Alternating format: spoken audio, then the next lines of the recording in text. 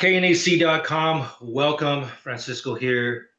We just had a little bit of an earthquake, and I think the gods knew that I was going to speak to another legend right here, and that of Karl Sanders, the mastermind of Nile, one of the most literally extreme and epic. And epic gets thrown around a lot, but I save it for special occasions, for special bands like Nile. How you doing, Karl? Doing great. How about you? I'm very good, thank you. It's a pleasure to speak to you. Been a long time fan of yours, and your music, again, is some of the most extreme out there. The combination of you and especially George on drums, it's completely insane and out of this world, literally, man. You guys are about to release your 10th album. Congratulations. The Underworld Awaits Us, and it's your Napalm Records debut. How do you feel about that? Pretty good. Napalm's been great to work with so far. And they let us do whatever we needed to do making this record. And I really appreciated that. That was really cool. Because we took a little bit longer with this record. Mhm. But I think the results speak for themselves. Your last release, Vile Nilotic Rights, was your last with Nuclear Blast, and that was in 2019 before the world went dark. What led to the transition from Nuclear Blast to Napalm? Well, our time was up with them. So we looked around, we had a few offers from various places, and we really liked the people at Napalm. They seemed like, they were real and they wanted to do some work. So, yeah, it's so far so good. They've done a great job so far. We're really happy with them. Yeah, they're a great label. One of my favorites right now. You're in good company. One of my favorite bands, Crypta, I believe, is on Napalm. Hmm. So hopefully in the future, a now Crypta tour will be coming this way. Speaking of tours, you guys are about to embark on a pretty intense tour with 6 Feet Under, Psychroptic, and Embryonic Autopsy, the Revenge of the Underworld tour. Are you pretty stoked for that one to be back on the road? Yeah, September 1st, we're starting in Europe. We're going out with Hideous Divinity, Nice. and a few other bands are on the package. That should be good. Hideous Divinity are incredibly brutal Italian crazy death metal band. And you're going to be touring with 6 Feet Under, who hasn't been seen in a while. So that's going to be a pretty interesting show. Chris Barnes and bringing his unique voice. So that's very awesome. I hope to catch that here in He's Los Angeles. got Jack Owen on guitar as well, so that's That's good. right. It'll be good to see Jack. What a great guy. Very, very cool. And you guys go far back, I'm sure. So let's talk the new album. You got the artwork here.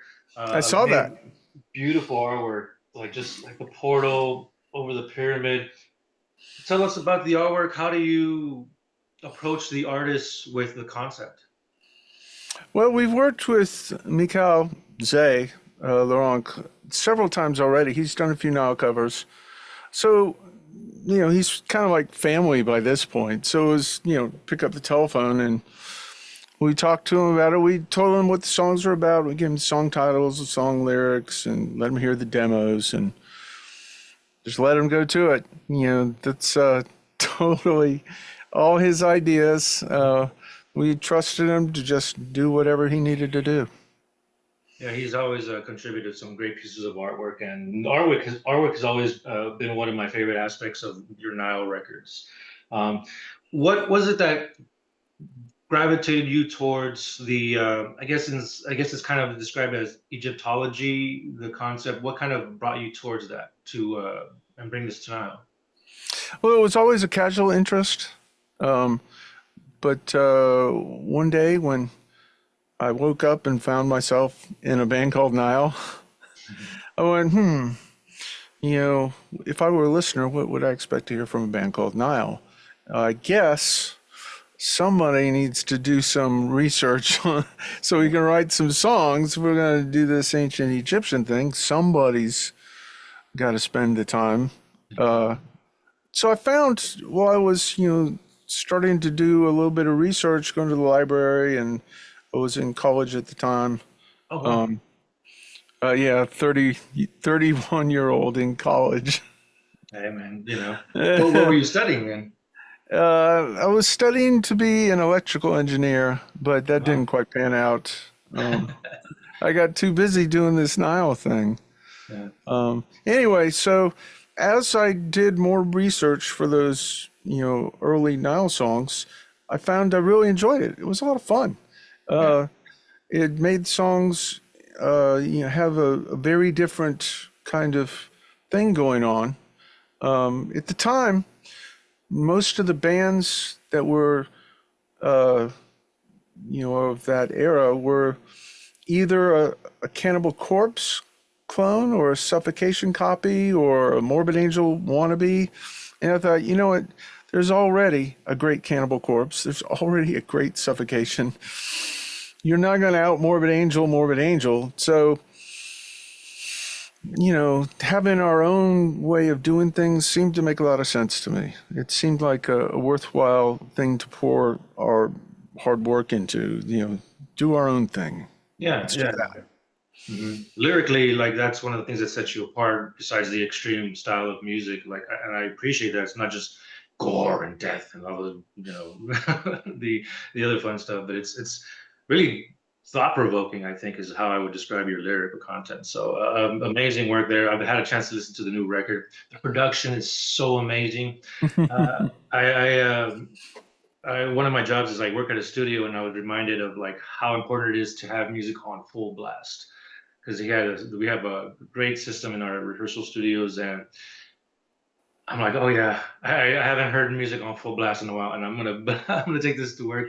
I'm gonna put it on full blast, and I just want to This hear it. record sounds great loud. If you put it on and you're feeling the metal, and then you reach for the knob because it's metal, you'll get more metal. Yeah. It's great that way. I love this album.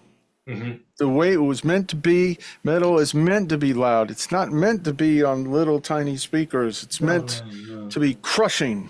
Yes, literally feel it in your chest. All the Hmm. between George's like double bass, and the shredding guitar work.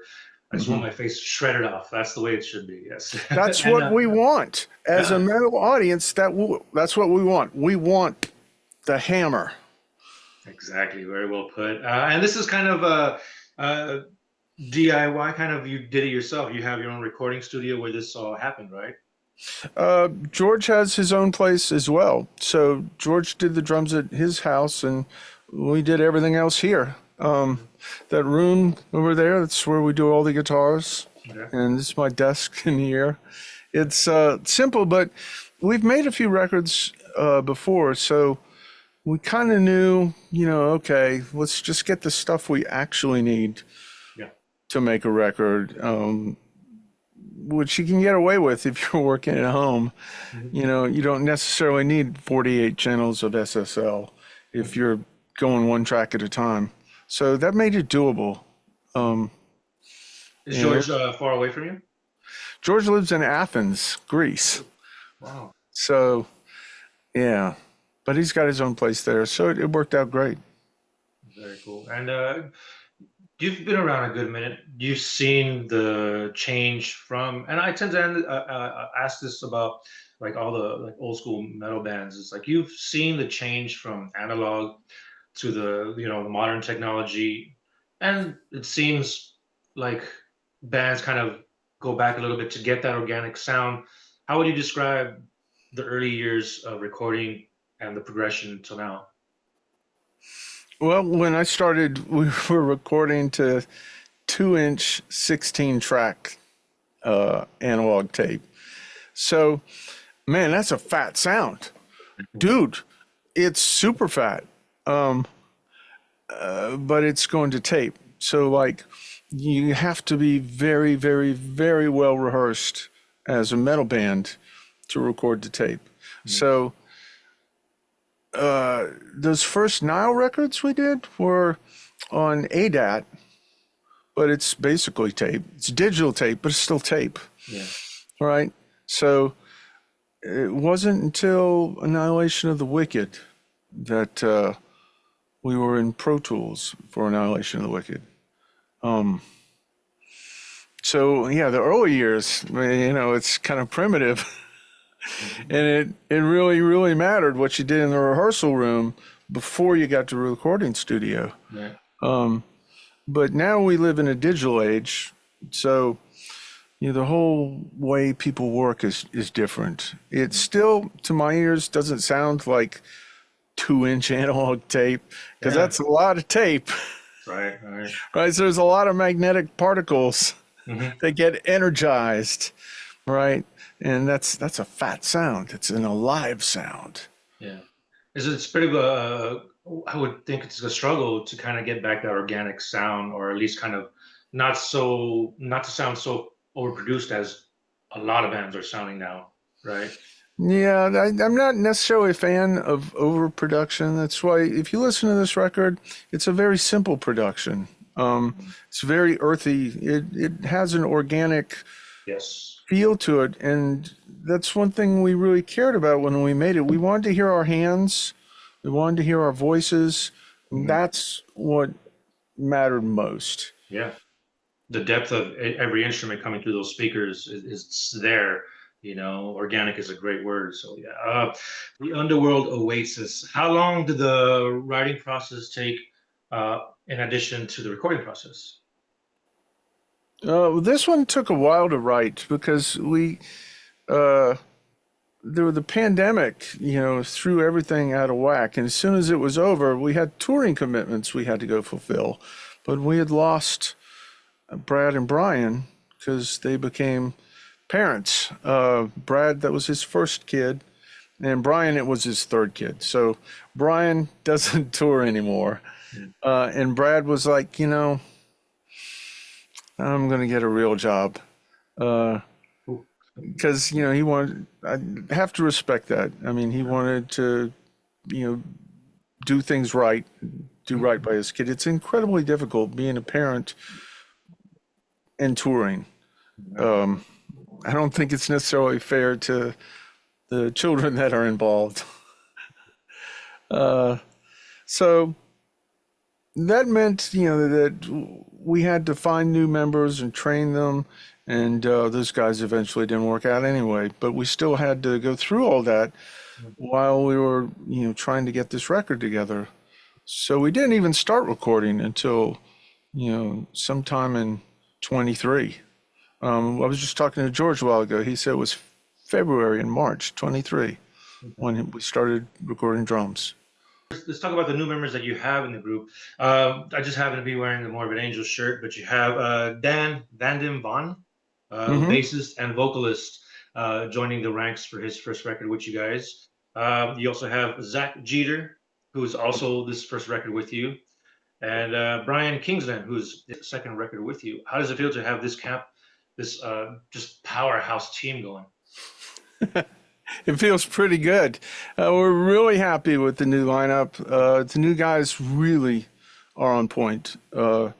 Dan is completely professional. I mean, he's been doing this kind of music for many years professionally. So he walked in the door ready Right on. and capable, and really brought a lot to the bass on this record. And as uh, a member, with the live aspect, he's really on point. Mhm. Uh, and that's such a welcome feeling, to work with guys who actually can play this kind of music and know what they're doing. Yeah. That's not to be undersold. Uh, Zach's great too. We've known him for years. I'm glad it finally worked out. We could get him in. He's on the record. He's got some solos, got some vocals on the record.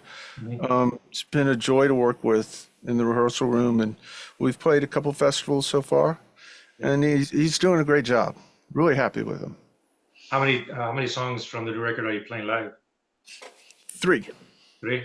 And this so this far. coming So this coming far, we're tour we're so far? Okay. probably going to end up doing 5 total, Oh, but we're nice. starting with 3. Three is a lot. That's more than gracious enough. These To hear these songs live is just going to be extreme. Some of my favorite songs from this one are, of course, the title track is one of my favorite ones. 8 minutes long on that one. uh, Nagada 2, Enter the Golden Age, and Under the Curse of One God are some of my favorite tracks on this record. What are some of your favorite tracks? Well, I like those as well. I like all of them. I like them enough to put them on the new record. So it almost goes without saying. If it's Sure. on the record, then we approve these messages. How many songs at the end of things when it came down to like just set at the table and be like, okay, this is what's going to be included on the CD. Like, how many tracks in total did you have versus like now it's you narrowed down to 11 with two interludes? There were probably about 15 Ooh, that nice. we started working with, and as we were working on them, we, made the choice for whatever reason. Let's focus on something else, like because I don't think you can put everything that you want on a record. Just because we wrote it doesn't necessarily mean that it should go on the record. Sure. Yeah. You know, maybe like I'm not sure if you've had many B-sides that were released like overseas and stuff like that. We don't really do that so much. There was a Japanese bonus track that we did for Annihilation of the Wicked. It was a song called Seha Setyaf. But mostly we don't do that because we make like a choice. Which of these songs do we want to pour our energy into, Right. and do the best we can with these songs and put them on the record versus let's do a whole bunch of stuff and not everything gets that kind of detailed, focused attention. Hmm. And you really put a lot of attention on this new record, and I kind of feel like there's some elements from old records on this new album. Would you agree? Well, it's still Nile, Right. right? It's still coming from the same heart and soul. Um, you know, it's a lot of collaboration between George and I on this record. I think, which that's kind of like the beating heart of Nile. Sure. It's Literally. so yeah. Of course, this sounds like Nile, Hmm. but it's like the 2024 version. Right. So we're different people. We've lived some life, Hmm. played some shows, made a Yeah. few records. Yeah. You've seen a thing or two. Yeah.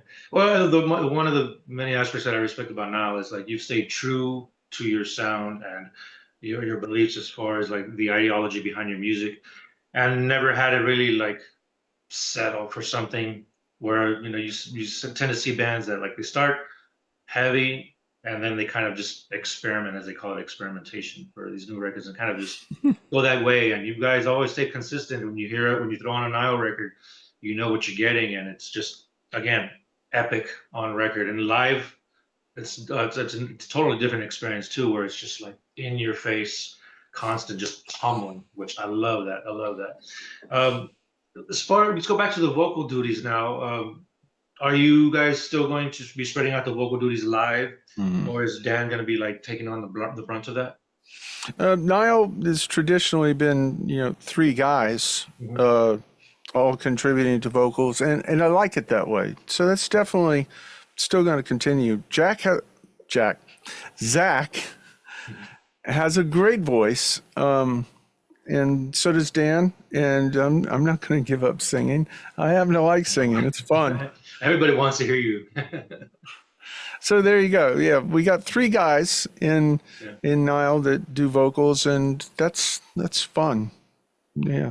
yeah, very cool. Looking forward to it. Again, they're going to embark on the road for the Revenge of the Underworld tour with 6 Feet Under and Psychroptic, which is awesome, another badass band, and Embryonic Autopsy.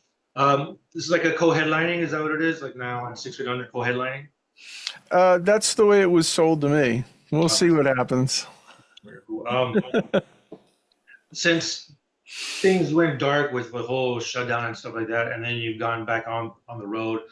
How did it feel like after for what a couple was it maybe a couple years of just like nothingness, and then to get back on the road, and like how did you guys, when the gates opened up, how did you guys start out?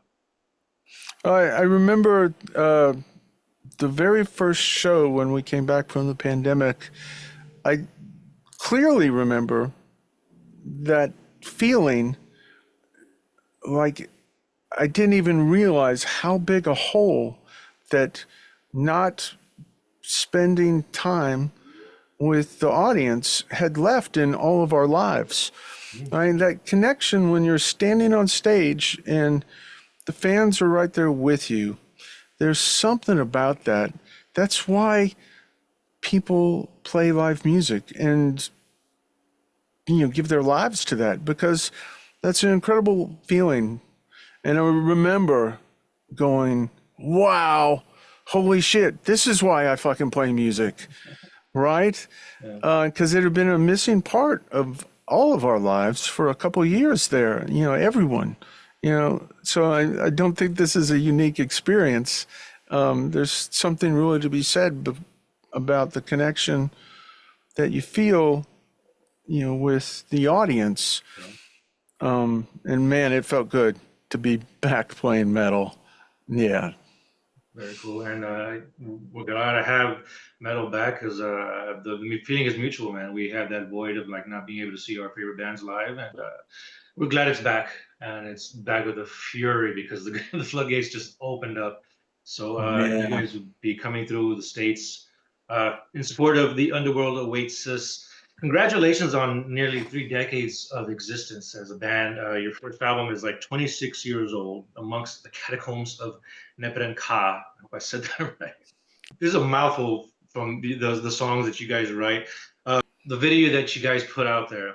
I'll let you give us a No, time. man, you get to say it. This is your chance. I get to say it all the time. This is your chance to say it. Oh, come on. You can do it. I What's believe this? in you, man. You can do it. Chapter for not being hung upside down on a stake in the underworld and made to eat feces by the four apes. Fuck yes. Fuck yes. You did the shit out of that. Wasn't that fun? That was fun.